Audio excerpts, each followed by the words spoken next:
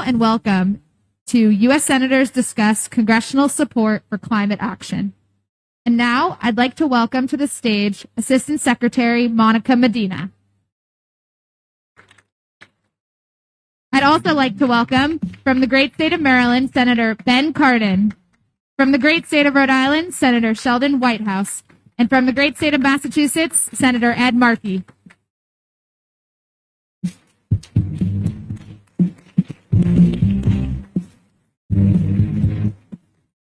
All right, what a crowd. This is awesome. It's always great to have such a big crowd here at the U.S. Center. We are so proud of this space and we're so proud of the programming we're able to bring to you, and we have an all-star gathering this morning. I am so pleased to be able to moderate this panel of our climate champions, climate leaders in the Senate, and it is wonderful to be able to talk with them about the amazing things they have accomplished over the last few months to give us the wind at our backs here at COP. They have moved mountains for us, and it has made all the difference to the U.S. Del here and to our ability to project our real ambition on climate. It is more than just words. We now have the ability to do what we have promised. The Inflation Reduction Act, recently passed by Congress and signed by the President, is such a great example of this. It is the most significant climate legislation in U.S. history, and it puts us on track to reducing our emissions by 50 to 52% by 2030 or 2050, and ultimately to reach our by 2030, and ultimately to reach our net zero emissions no later than 2050. And they recently ratified the Kigali Amendment to the Montreal Protocol. A decade of work went into that. These men never gave up, and that was a profound victory for climate and a landmark achievement by our Congress. And that, again, gives the world confidence in our ability to legislate climate solutions. So I don't want to get in the way of the real stars of the show. Let me now introduce Senator Ben Cardin, a leader on climate, my own home state senator from the great state of Maryland. Please, Senator Cardin.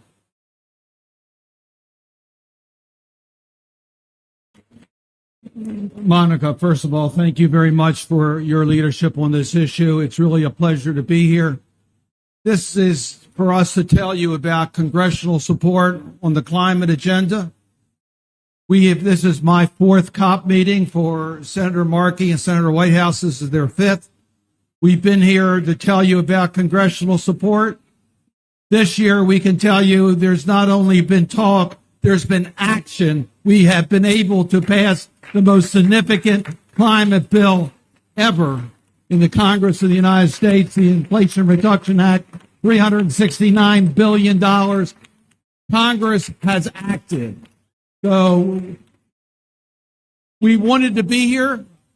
We recognize that the timing of this COP meeting, there was a little distraction in the United States with the midterm elections, but we wanted to make sure we were here. There's a strong House delegation here led by Speaker Pelosi, and the executive branch will be represented by President Biden a little later today. So we are here. We are here in force to underscore the urgency of the issue. Delay has had a multiplier effect, and we're paying the price for not acting earlier. Urgency, billions of dollars in storms, and lost so much. We're here also to say that it takes a global commitment.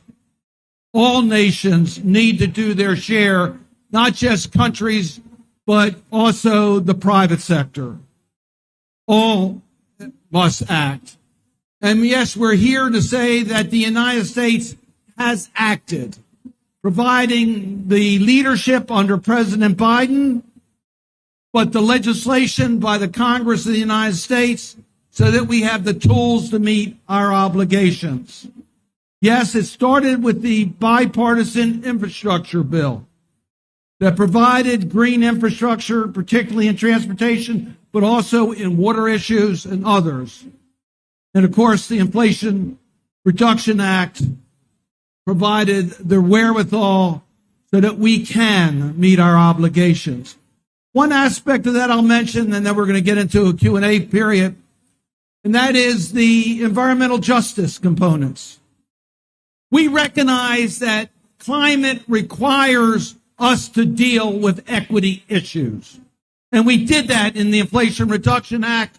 The communities that were divided by transportation programs, entrepreneurship opportunities in underserved communities, workforce issues in communities that have been left behind. We are committed to justice. And therefore, we will have robust discussions about the global financing necessary for all countries to meet their goals. And we are prepared to have those discussions. So today, we're very happy to report what we've done, but we also acknowledge there's a lot more that needs to be done. And we're committed to doing everything necessary to meet this challenge. Thank you for all you all do, and I'm looking forward to a discussion. I just want to acknowledge, I know they've been introduced, Senator Sheldon Whitehouse of Rhode Island. You all know this, but he has been a champion on the climate issues. He's given more speeches on the floor of the United States Senate on climate than all the other members combined. He's a true champion on the climate issues. And Senator Ed Markey of Massachusetts was the leader decades ago and has continued to be the leader on initiatives to provide a comprehensive way to deal with climate. So I am proud to be here with two of my colleagues. I bring you greetings from Senator Carper. He intended to be here. He unfortunately came down with COVID, could not be here. His leadership on the Environment and Public Works Committee made a real difference in us being able to achieve the victories in the Congress of the United States. Again, it's our pleasure to be here, and we look forward to our discussion. Thank you so much, Senator Cardin. And I feel like we needed a pump-up song to get these guys out here today. You know, one of those walk-up songs like they play at sporting events. Maybe we'll find a way to do that next time they're here in the center. Senator Whitehouse, I think a lot of people here wonder, and maybe people don't know how long it takes to get a bill, especially a huge bill passed. I'm a former Senate staffer myself from the Environment and Public Works Committee. Legislation is not easy to pass. Tell us why it took so long to get the Inflation Reduction Act's provisions on climate done. I think a lot of people will be curious. It seems to us obvious, but it was hard in the Senate. And what obstacles did you overcome in order to do it? What broke the logjam? I think people would be really interested to know what's been standing in your way. Well, I hate to start off instantly on a partisan footing, but what stood in our way was Republicans. Fact of the matter. And so we had to wait until we could do a reconciliation measure, which is the special Senate rule that allows a simple majority to prevail within certain guidelines. And we had to fit our aspirations within those guidelines.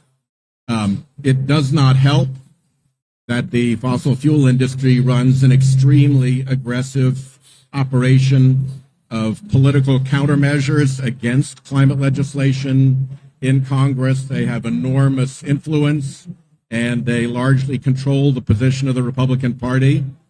It also does not help very much that the rest of corporate America, at least in Congress, is virtually AWOL. Banking associations, insurance associations, realtors associations all do essentially nothing. And the big corporate trade associations like the U.S. Chamber of Commerce and the National Association of Manufacturers have been identified as the worst climate obstructors. So that's the bad news. The good news is that if corporate America stands up and takes an interest in climate legislation in Congress, there's a whole second chapter that we can write beyond the IRA. But the Republicans aren't going to follow where corporations don't give them permission to go. And at the moment, the corporate sector is somewhere between nowhere and hostile in Congress. There's a lot of credit due corporate America for things that they're doing in their supply chains and for the commitments and promises that they're making, and I don't want to take anything away from that. But in the world that we inhabit, in the Congress, they're not there except to do no good. Thank you for that. Let me just ask a quick follow-up. On Kigali, was that the difference? 19 Republican votes on that. HFCs are not a fossil fuel product, so it was a different political landscape for that.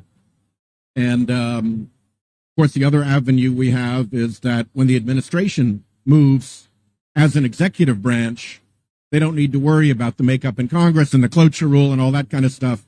And this administration has big opportunities ahead of it to improve and expand the social cost of carbon, to put carbon dioxide regulation out for something more than just light trucks and automobiles, to get after methane enforcement in a very serious way, to engage positively with the EU on carbon border adjustment, and to put the Department of Justice into some kind of alignment with all the states and municipalities that brought litigation against the fossil fuel industry, both for its dishonesty and for its pollution. So that's just a handful of areas where this administration can now move forward without needing to worry about cloture and bipartisanship.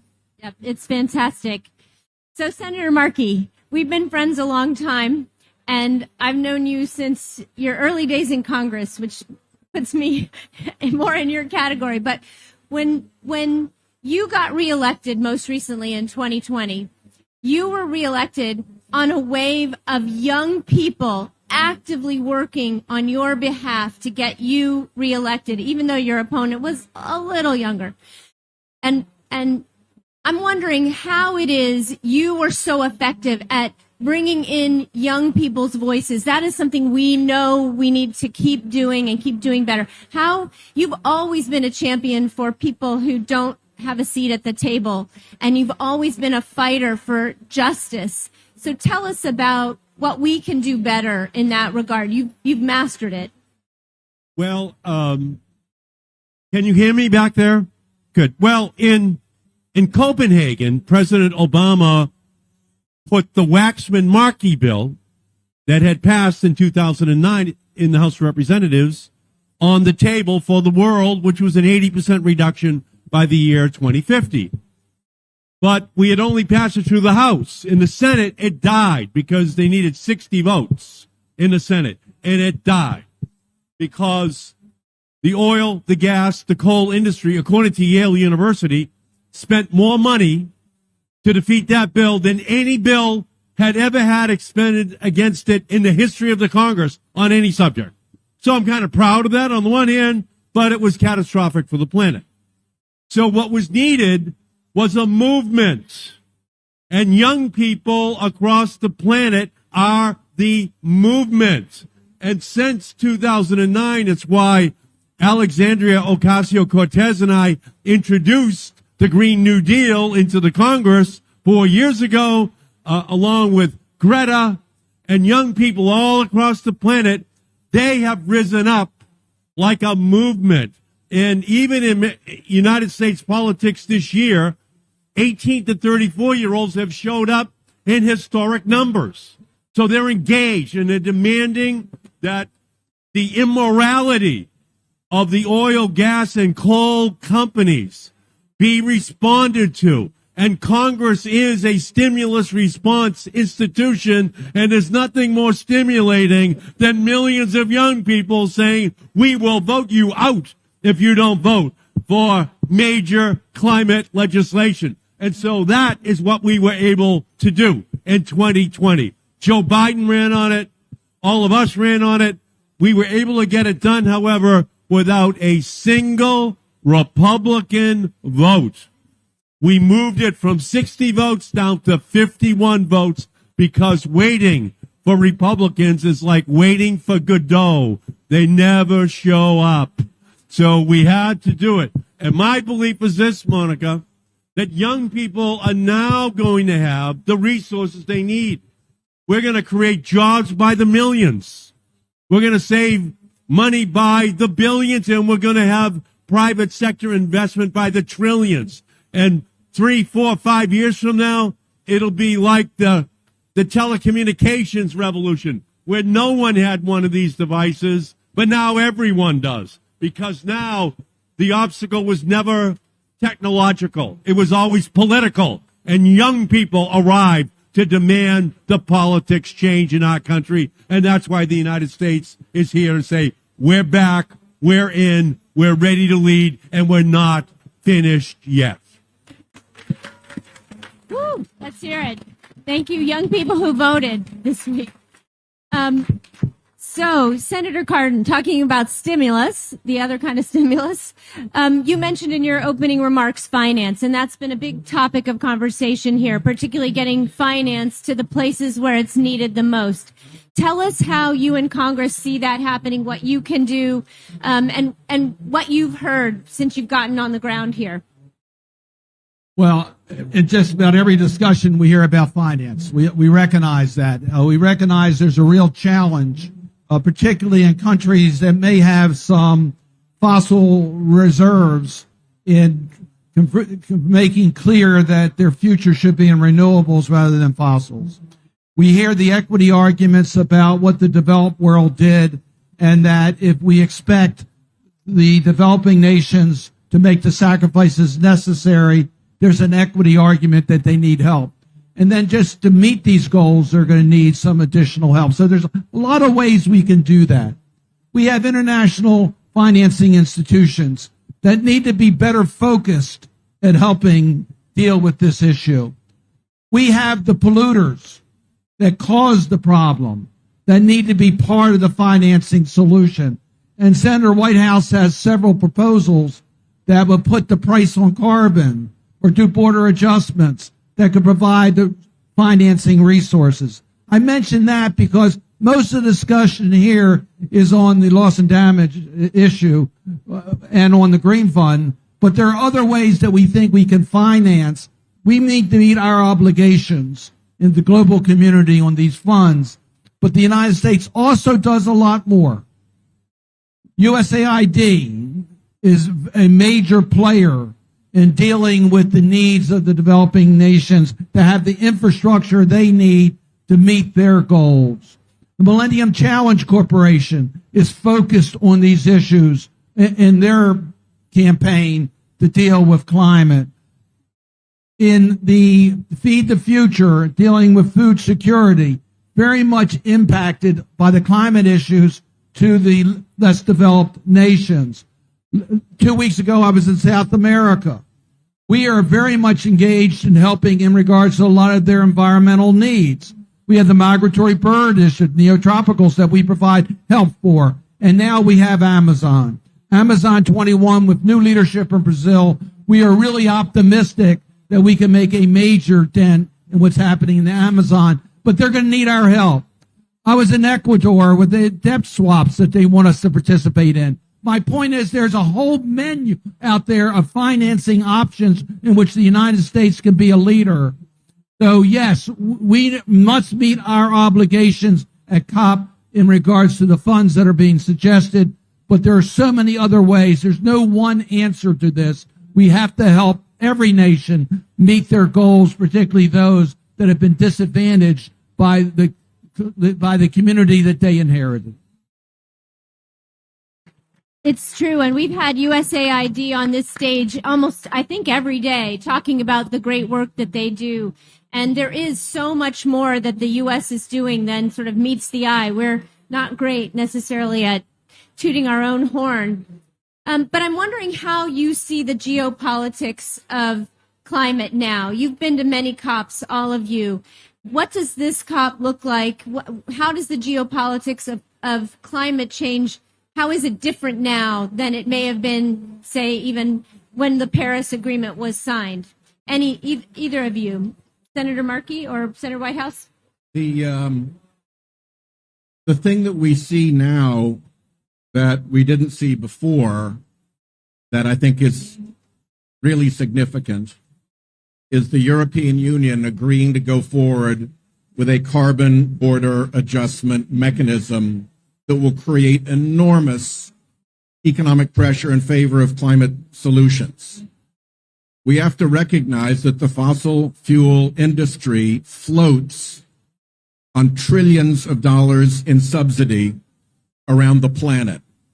In the U.S., the annual subsidy protecting fossil fuel is over $600 billion with a B dollars every single year, according to the International Monetary Fund. So that creates a very steep uphill trajectory for climate success.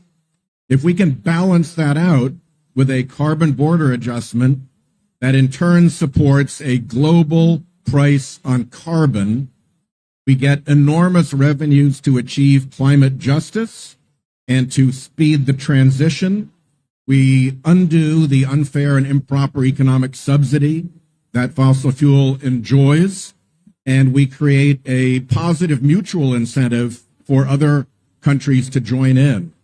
So one of the arguments we make very strongly to the administration is don't be frightened or alarmed or opposed to the EU CBAM.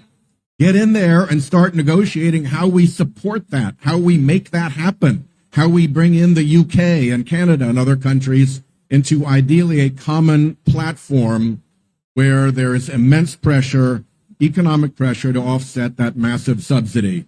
When we started in Paris, there was none of that. It was all aspirations and what we're going to do by 2050. By the way, I'm going to be an Olympic athlete by 2050. But in the meantime, I'm just going to keep eating donuts. So the aspirations are great, but an actual proposal to have an actual border adjustment with an actual baked-in carbon price, that is huge and puts the power of the economy to work for us rather than against us. Senator Markey, any other thoughts? I would say that the United States has been properly, justifiably criticized for not having a comprehensive climate plan in our country. And we've been criticized for that. At COP after COP after COP, you can't preach temperance from a bar stool. You can't tell the rest of the world to do something if you're not doing it yourself. So we're here to say we've passed the comprehensive bill. And now, at this COP, we need justice. We need justice for everyone on the planet who has been a victim of the United States, of the EU, of the Chinese, for what we have been doing in sending these greenhouse gases up into the atmosphere. A high percent of the CO2 is red, white, and blue. We know that. But it's also EU and Chinese. And so now we have to talk about justice for those countries around the world, those peoples who have been historically victimized by the Western countries and China, who have turned a blind eye to the consequences of our own actions as we got rich. And so now, on an intersectional basis, interracial basis, international basis, we have to turn, which is what this conference is doing, to loss and damage, to justice, to ensuring that we are, in fact, meeting our moral obligation. Yes, climate change is the health, environmental, national security, and moral issue of our time.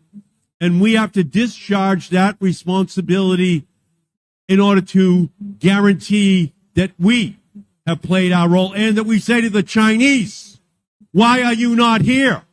Why are you not responding? Why are you not putting bigger, better promises onto the table? Why are you not talking about loss and damage? Where are you, China, here today? So we need all of the countries in the world to make the United States accountable, but China as well, so that there is true justice for everyone. In our bill, we built in $60 billion for environmental justice for black, brown, indigenous, poor, immigrant communities in the United States of America, because for too long we ignored it in our own country, but we cannot ignore it globally. We have a responsibility as the polluting nations to make sure that we take care of those who have been victimized by our successes. Thank you, Senator. You see why he's been so powerfully reelected with the support of young people. I'll ask another similar question, gets at the same issue. It is the right thing to do. It is the just thing to do to bring climate equity and climate finance to financed nations, to the places that need it the most, that are on the front lines. It's also a security risk. And each of you sits in a place in the Congress where you look at it not only from, say, the Commerce Committee or even the Foreign Relations Committee, but say from our national security perspective. Can any of you comment on that? Maybe you, Senator Cardin, talk about the national security implications of climate change and why it matters to our own security, not to mention the security of the world. Well, thanks for that question. There's so many security aspects to climate change. I could get very local and talk about the Naval Academy, which is in Annapolis, one of my favorite places to be. I serve on the board of visitors of the Naval Academy. It has chronic problems because of sea level rises and being able to maintain that facility at its current location. We could talk about Norfolk, Virginia, and the facilities there. We could talk about just the fact that so many critical facilities for our national security are located in vulnerable areas. We can talk about the weather changes and the more severe weathers and the impact that's having on our security.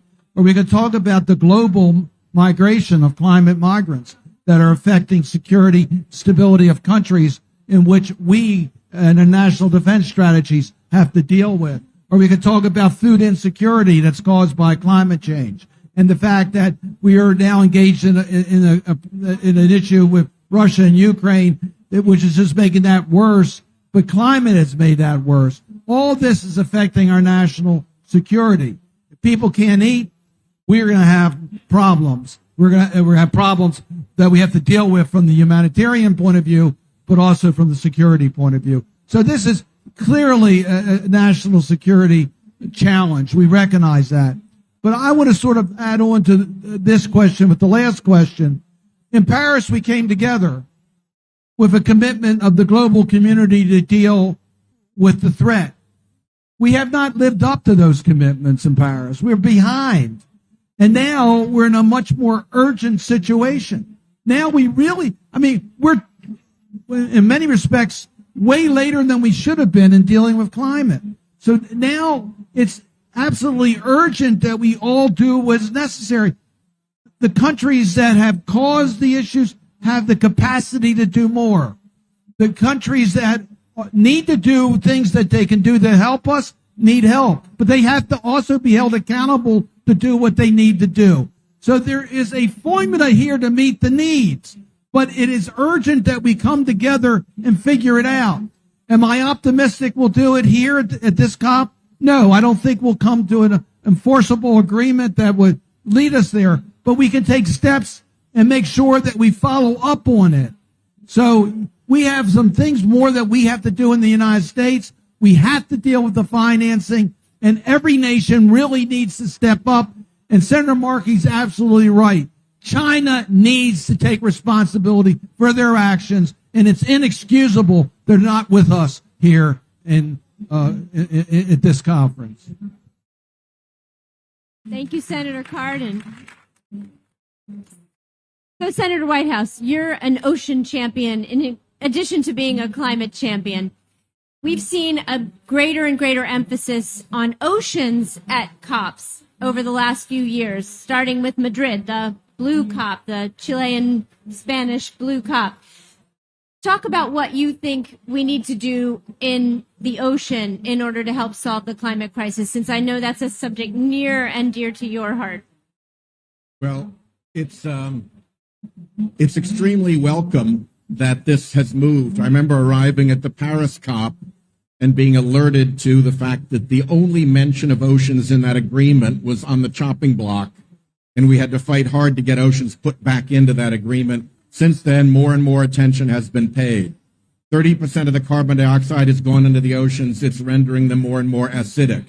90% of the heat has gone into the oceans. It's warming them. It's raising sea levels. It is essential. The oceans are the witness to what we are doing wrong. And you can't BS the oceans. They operate by the laws of physics. So they're a really good witness as to whether we're doing our jobs right, and we are not. So really important to pay attention to oceans. And by the way, while we're at it, less pollution into the oceans, getting rid of the world's plastic problem, dumping all that waste into our oceans, and making sure that coastal communities have the knowledge and the support they need to survive what is coming at them. I really want to recognize Secretary Kerry, who put the Oceans Conference on the map when he was the secretary. That is still going strong. It's still going well after he left as secretary. It has made enormous progress, but the oceans are bearing witness to our failure, and we have to pay attention because the oceans are essential to our success as a species on the planet. Absolutely.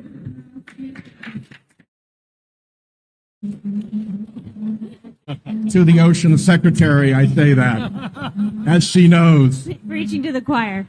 So, continuing in this nature theme, interested in thinking about adaptation and implementation. Again, talking about the ways that you in Congress have seen sort of implementation happen in the U.S. How do you think we bring that to other countries? Things like early warning systems for all, which the Secretary General has talked about here and said we need to bring early warning climate systems to every community across, especially every climate vulnerable community across the planet. And we in the U.S. have the most fantastic weather service on the planet. We have tremendous forecasts that allow us to know when a hurricane is approaching our coastline and to pinpoint with incredible precision where and when it will land. And we now know we need drought monitoring. We need to know where diseases might spread because we have the ability to forecast the rise in mosquitoes in certain places and dengue fever, or even we can tell where zoonotic spillover might occur because of biodiversity loss. Talk about how you see our technology, things like early warning system, making a difference. Senator Markey. Well, you're right. Reports say that by the year 2070, unless we do something about it, 1/3 of all the people on the planet will live in uninhabitable places. 1/3 of the planet by 2070. So there's a lot of danger that has been created by the burning of fossil fuels.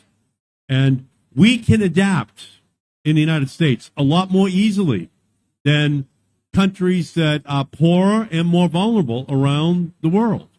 And again, like the WHO for health, we need our own World Climate Organization that ensures that the technologies are deployed that give those countries sufficient warning about the danger, help them with the resources that they would need in order to build in a resilience against those things that are predictable in terms of risk, threats to their country. And it has to be a part of something that is UN-led, globally led, as we recognize that technology can, in fact, play a role in helping to identify where the risks are. And in the same way that Al Gore has his TRACE program that can identify pollution all across the planet, so too are there technologies that can be deployed as early warning systems, but they'll only be as effective as the additional tools which we then provide to those countries so that they can properly adapt, protect themselves against the inevitable risks that come unless we move even more quickly in reducing the worst, most catastrophic consequences of climate change. The only thing that I would add to that is that this exchange of information has to go both ways. The warnings the technology allows us to issue have to be matched by listening to the warnings that local people know from their own experience of their own place. The very best witnesses to what's gone wrong and what's changed is the people who live there, and to make sure that their voices are heard and heard clearly and loudly is going to be a part of our success.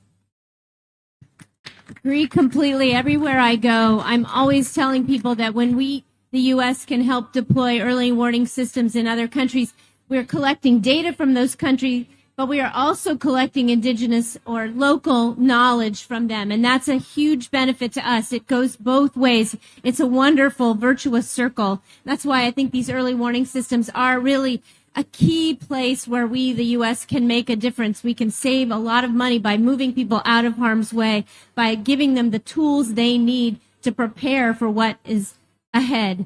So let's talk about that. I don't want to end on a down note. So let's go there now before we have some time to bring ourselves back up.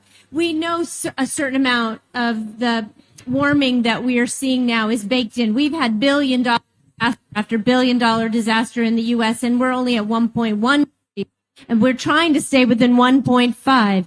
What do you think we need to do to get people motivated enough, and what's the consequence if we don't do it? I think people's motivation is not the problem.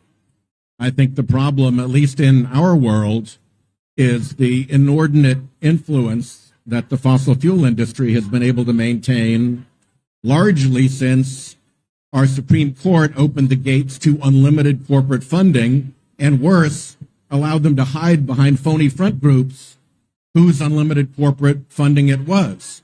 You let that torrent of money loose into politics, and you're going to get some very unfortunate results. And one of the unfortunate results that we're getting is intense fossil fuel obstruction and the rest of corporate America sitting it out. And I think the instant that the bankers and the realtors and the insurers turn on their apparatus, corporate America has built the most powerful apparatus of influence in history. And when they switch it on to be positive on climate, then there's almost nothing that can't be accomplished. Until that happens, we're constantly going to be having to battle the way we just did to get the IRA passed, to use special parliamentary techniques, to have to dodge obstruction, to have to fend off the lies of the lobbyists and the influencers and the extremists and the deniers. So there's an unhealthy element in American politics right now, and the fossil fuel industry is at the heart of it.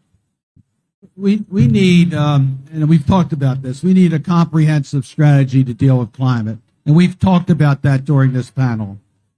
We should have passed the Waxman-Markey bill when it was introduced. It would have made a huge difference if we would have done that.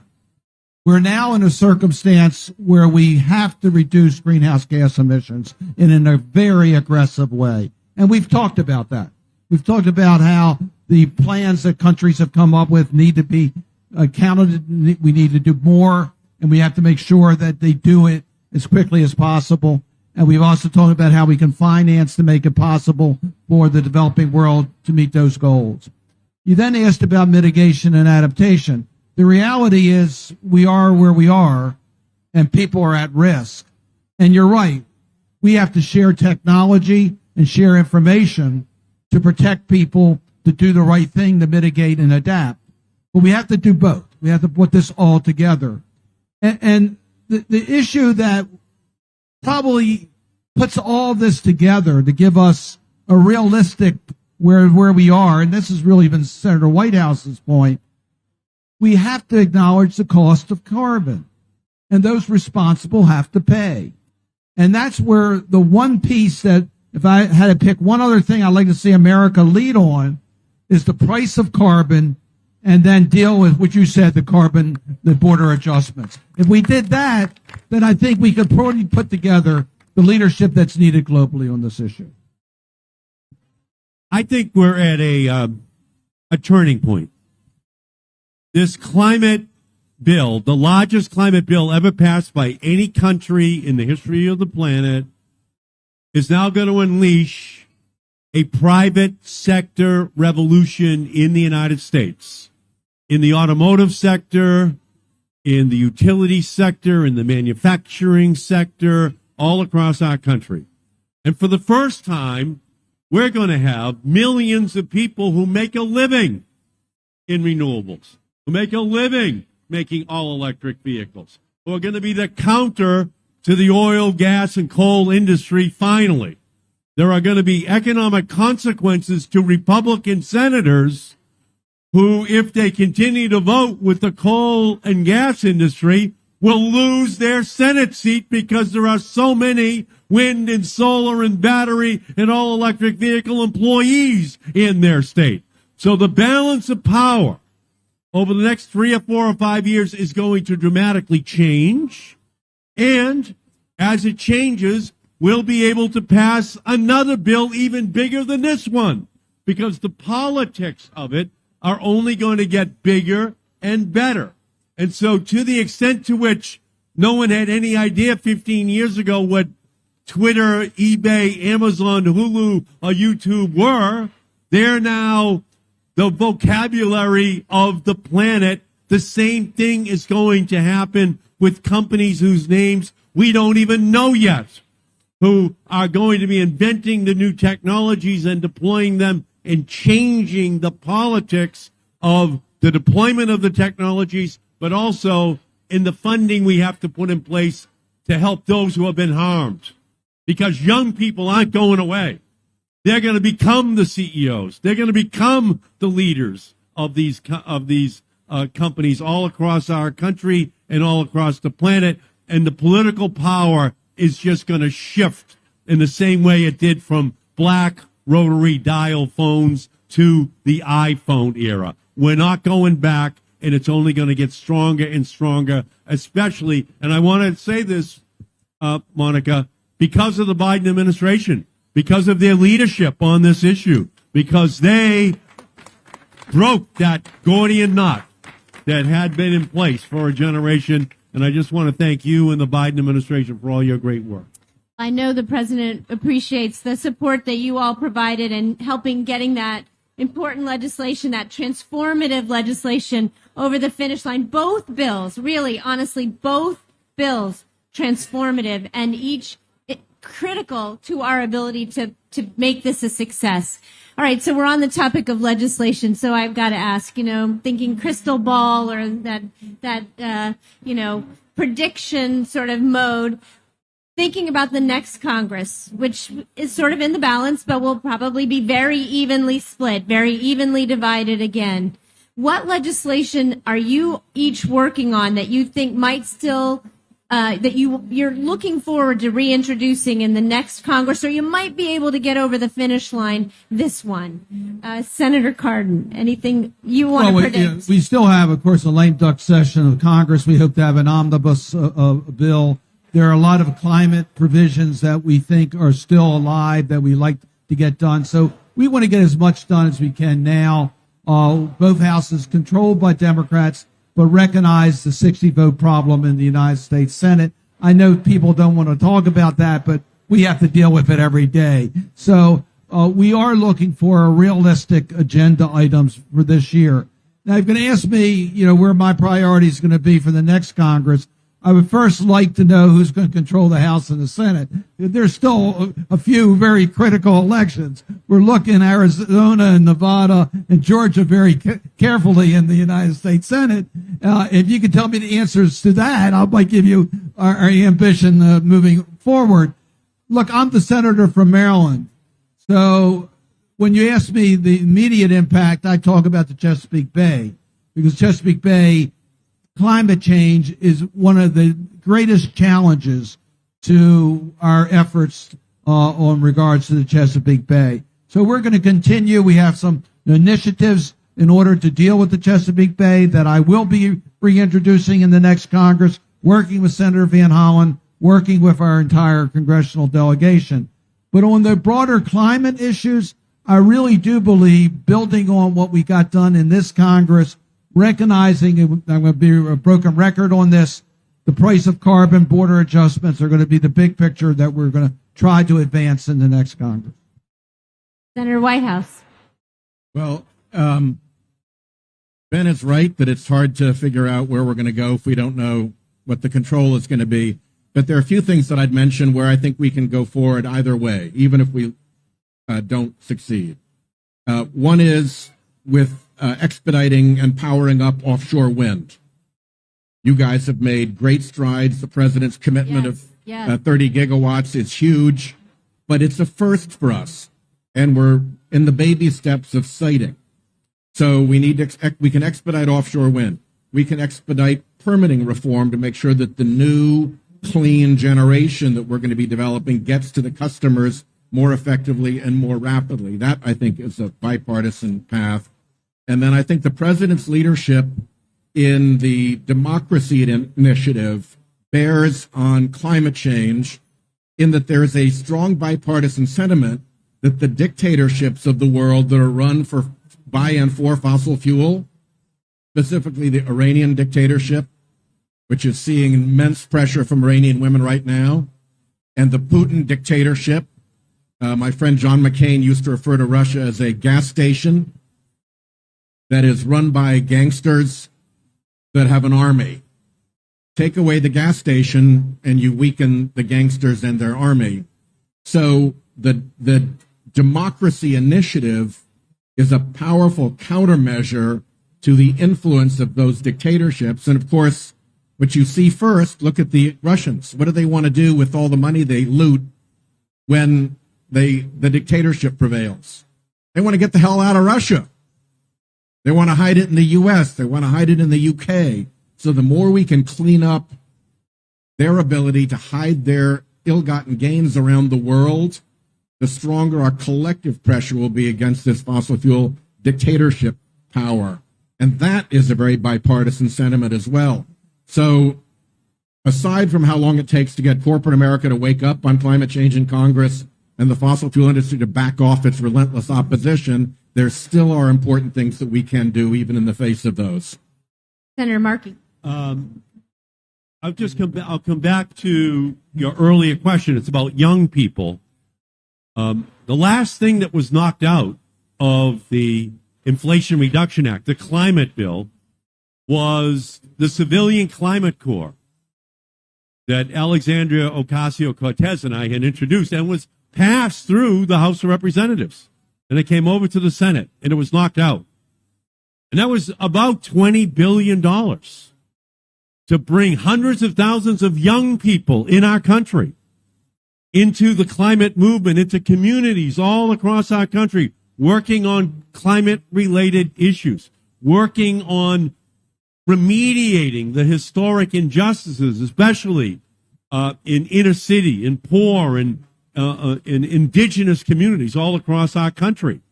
And that goes right to the issue of climate justice, goes right to the issue of the reparations, the rectification of historic injustice that had been perpetrated by those who had benefited from the fossil fuel era. So I'm going to come back next year working to continue to build the momentum, build the coalition for a civilian climate corps, because in the same way that the Peace Corps across the planet is a symbol of who we are as a nation, helping to lift everyone's gaze to the constellation of possibilities for themselves and their home countries, so too do we need a civilian climate corps in the United States that will work on issues that have long gone unattended. But this young generation, this green generation, is ready to rise up and go to work in order to make sure that the protections are put in place for everyone, every community in our country.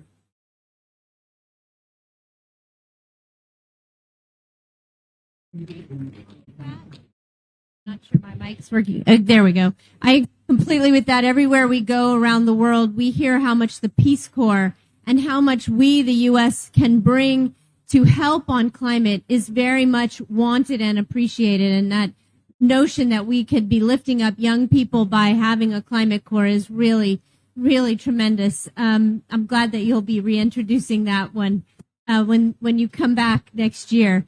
So a question about sort of being careful as we move ahead, and I think about the Kigali Amendment and how important that was, because the Montreal Protocol was a wonderful thing. The ozone hole, when I first started working on this issue, we had no answer on the ozone hole. We came up with an answer and then it wasn't quite right.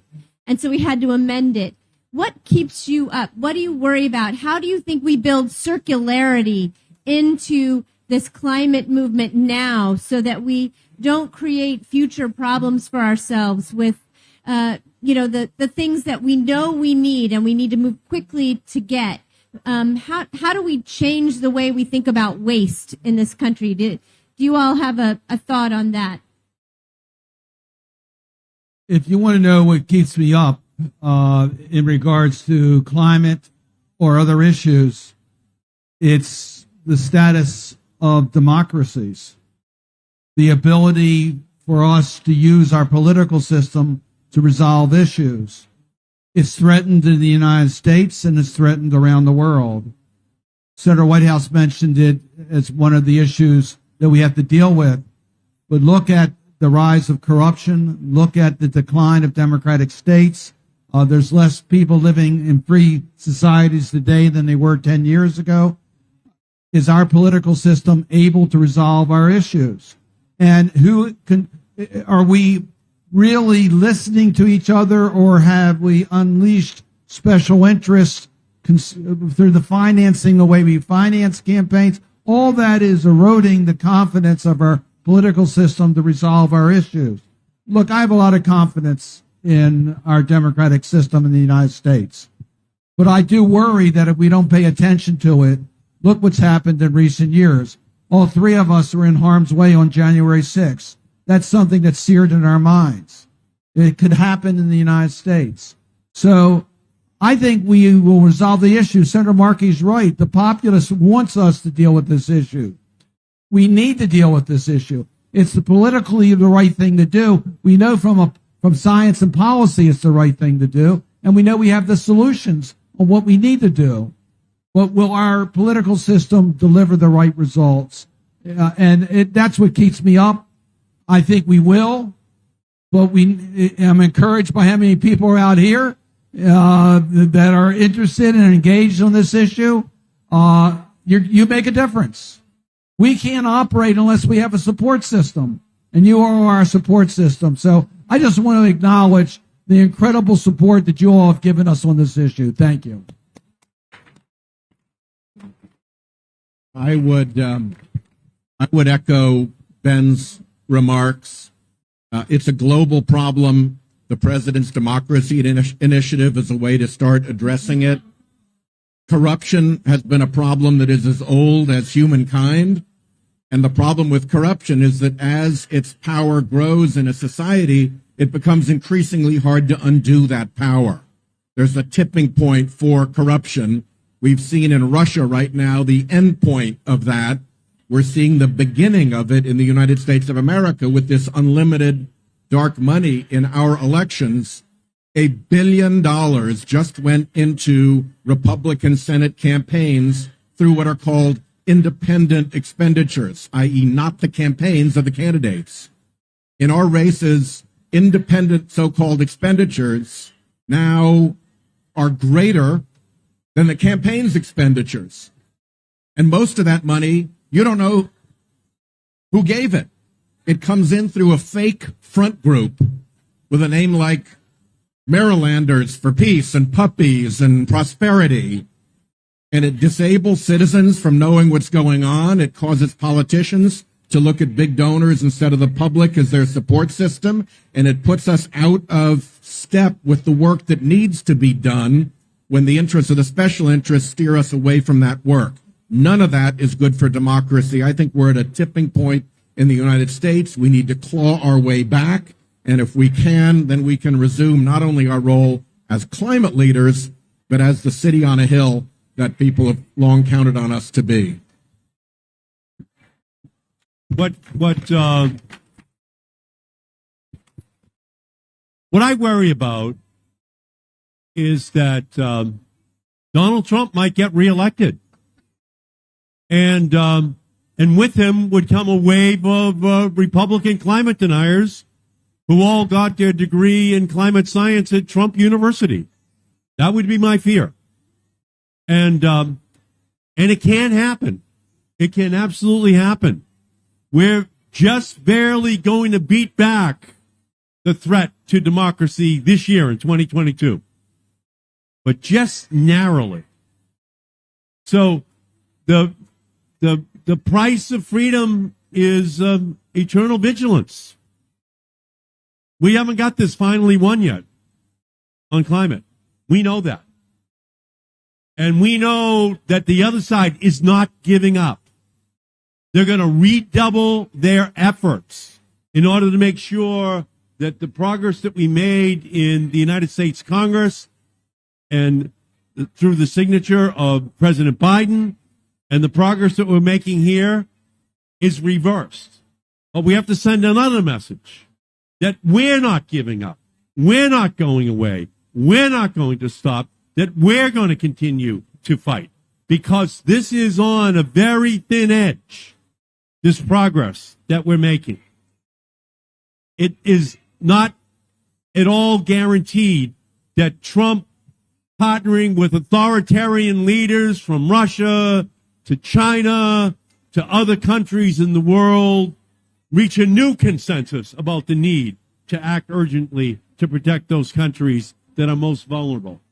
And when Senator Whitehouse and Senator Cardin and I arrived, there was a beautiful exhibit of Antarctica and Greenland up on this screen. And I was looking at it and studying it, and that's the canary in the mine shaft.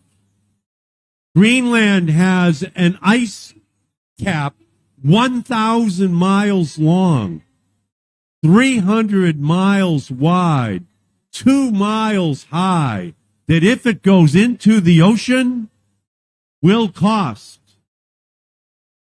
catastrophic consequences to the most vulnerable countries in the world. So we have to protect democracy. That has to keep us up at night so that we can work on the issues that keep everyone else in the world up at night, worrying that their countries will be vulnerable to catastrophic climate change. So thank you so much. I have one word answer question for the three of you. Do you believe now, with the things that we have put in place and the momentum we have, that the U.S. will make its 2050 target for climate? Senator Markey. We are absolutely going to make it. The potential in this bill is far greater. It's already clear that more than $369 billion will be spent because the private sector is now seeing they can make money in renewables. So they're coming, and we will exceed the goals that we've said can be met, 40%. It might be upwards of 44%. And then the Biden administration in the electric utility sector, in the heavy vehicle sector, and so many other sectors will put the regulations on the books. The United States will meet its commitment of a 50% reduction by the year 2050. I'll just say we can, we ought to, and we know how to do it. But there are a few more steps that we need to take to put ourselves clearly on a pathway to safety. Monica, there's no way that a senator can answer a question in one word. Just want you to know that. That's against everything we learned in Senate 101. So anyway, yes, I think we'll meet that goal, but we have to exceed that goal, and we have to use technologies as we're developing it. The circumstances are so dire, and that we have to meet our goals and exceed our goals and change our goals to accelerate. And I hope that's what we see happen well before 2050. Thank you so much, everyone. Please help me out and welcome and thank this wonderful panel. They've been incredibly generous with their time. They're only on the ground here for a couple of days. We're so grateful to have them. Thank you very much, all of you, for being here. And Keep coming back to the U.S. Center.